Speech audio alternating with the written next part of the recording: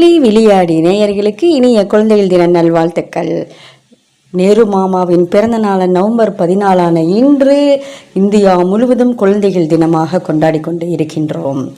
ஆனால் எனக்கு என்ன ஒரு சந்தேகம்னா, குழந்தைகள் அப்படின்னு சொல்கின்ற அதனுடைய இயல்புகளை தொலைத்து விட்டு மறந்து விட்டு அதை மறைத்து கொண்டு அப்படி வாழ்கின்ற குழந்தைகளை தான் நாம் இன்று பார்த்து கொண்டு இருக்கின்றோம் இல்லைங்களா?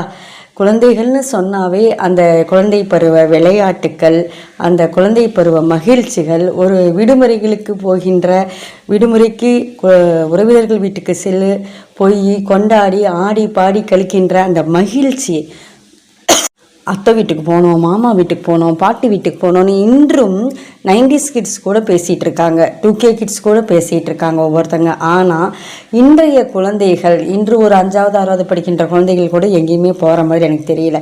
ஏறத்தாழ ஒரு 10 வருடங்களாக குழந்தைகள் அவங்களுடைய குழந்தை பருவத்தை கொண்டாடுவதற்கோ ஆடுவதற்கோ பாடுவதற்கோ நம்ம அனுமதிக்கலை அப்படின்னு தான் நான் நினைக்கிறேன்.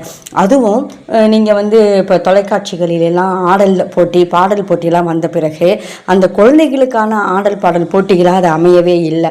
11 பருவ வயதுகளுக்கான டீனேஜ் பிள்ளைங்க பாடக்கூடிய ஆடல்களையும் பாடல்களையும் அந்த குழந்தைங்களுக்கு கொடுத்து அதை பாட வைப்பதனாலும் ஆட வைப்பதனாலும் அதில் வேறு ஃபீலிங் பத்தலை, கெமிஸ்ட்ரி பத்தலை இப்படிலாம் சொல்லி அவங்கள பெரிய வயதினர் போல சிந்திக்க வைக்கிறாங்க. ஆட்டோமேட்டிக்காகவே இன்றைய பிள்ளைகள் கொஞ்சம் பெரிய வயது பிள்ளைங்களை போல தான் பேசுகிறாங்க, அந்த குழந்தைகளை போல பேசுவதே இல்லை. ஆனால் அவங்க பேசும்போது நமக்கு சந்தோஷமாக இருக்கு, ஆகா நம்ம பிள்ளைங்க இவ்வளோ அறிவாக பேசுகிறாங்களே, இவ்வளோ அறிவாக இருக்காங்களேன்னு.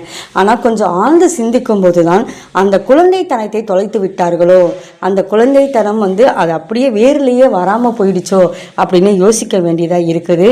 இதை நாம் இப்போ இந்த காலகட்டத்திலேயே இந்த நொடியிலேயே அதை திருத்துவதற்கு பெரியவர்களான நாம முயற்சிக்கணும். குழந்தைகளை குழந்தைகளாகவே பாதுகாத்து கொள்ளுங்கள். அந்த குழந்தைகள் தினத்தை நேரு மாமா அந்த ரோஜாவை விரும்பி அணிஞ்சு கொள்வார். எப்பயுமே அந்த ரோஜாவையும் குழந்தைகளையும் தான் நம்ம ஒப்புமைப்படுத்தி பேசுவோம்.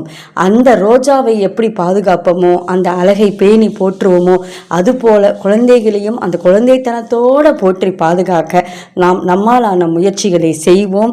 மீண்டும் குழந்தைகள் தின வாழ்த்துக்களை கூறி உங்களிடமிருந்து விடைபெறுவது உங்கள் சாய் சுதா. நன்றி, வணக்கம்.